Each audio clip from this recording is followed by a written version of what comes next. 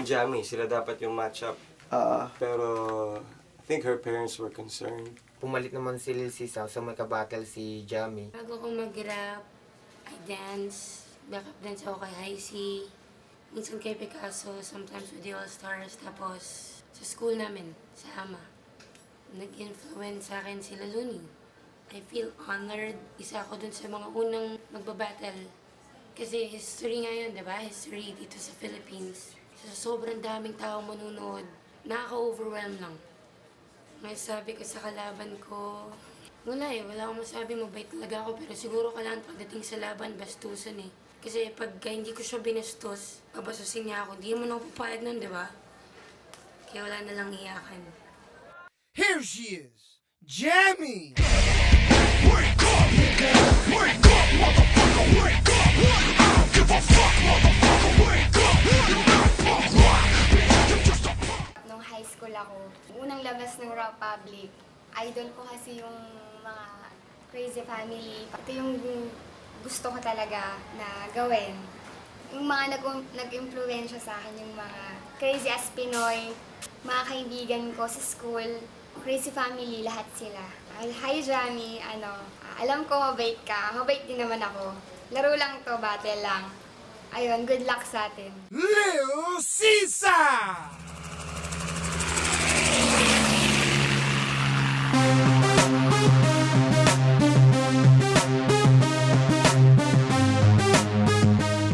Screen name ko Lil Sisa. Tunay kong pangalan, JN, preschool teacher.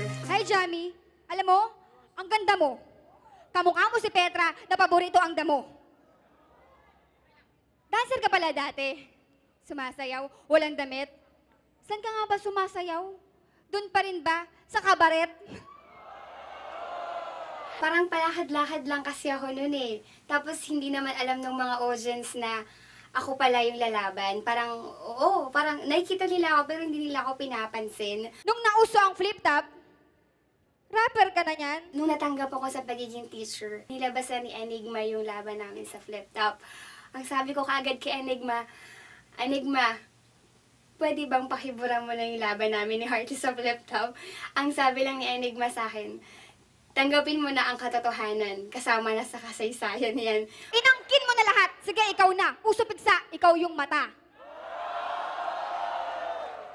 Uy! Ganda ng Japorms. Daring ang dating.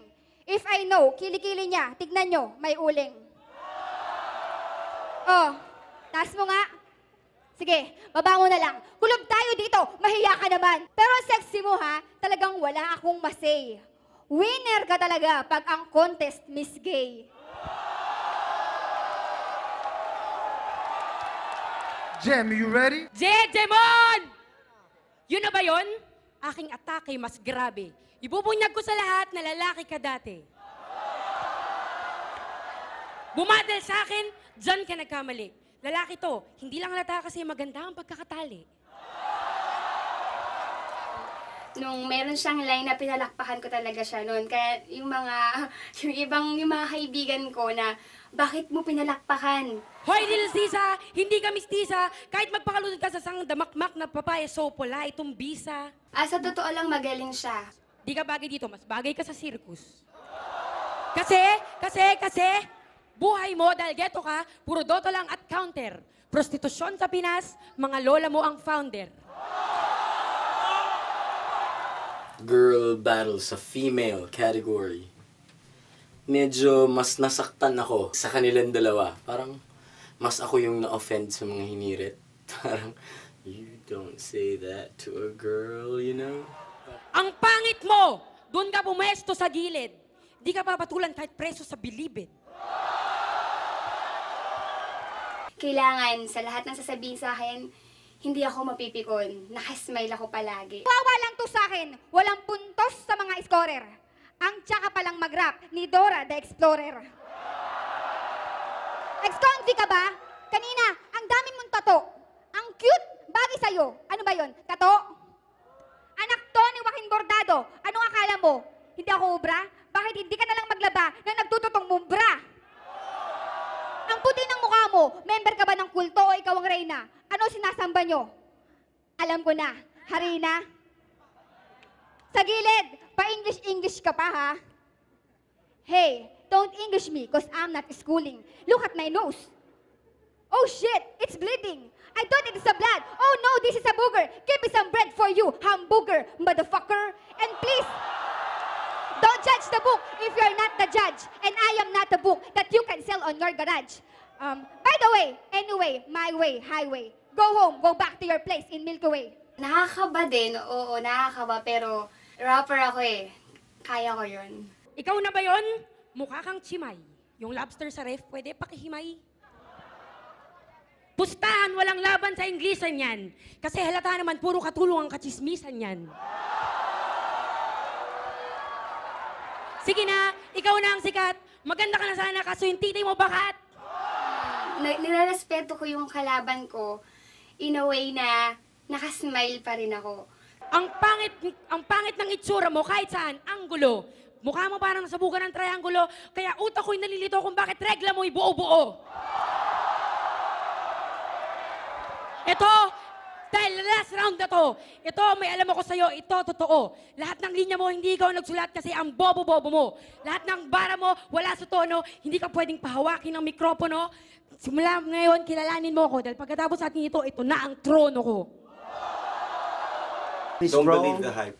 Jamie, I wrote all of her lines, except the corny ones. She probably spit some of her own. But it was all me. Yeah, I said it. I want to see you guys shake.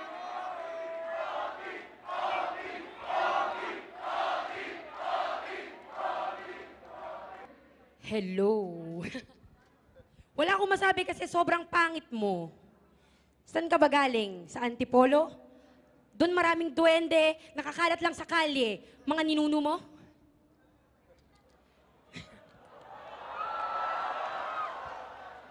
Magaling si Jamie pero may sa OT niya, mapapanood naman natin yun na nawala talaga siya. Yung ba nag-get? Sandali lang. Mas maganda pa ako sa'yo kahit bagong gising at kamumumog lang. Magpa-makeup ka sa punirara yung parang natutulog lang. Kasi, di mo na natiis.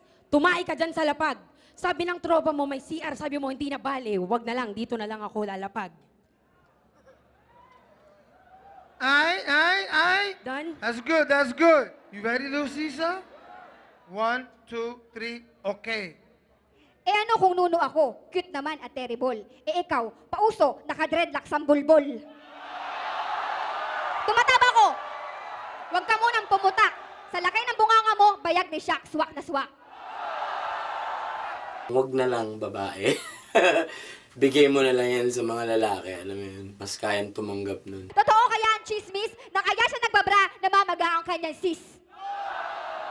Teka, may boyfriend ba to? Weh!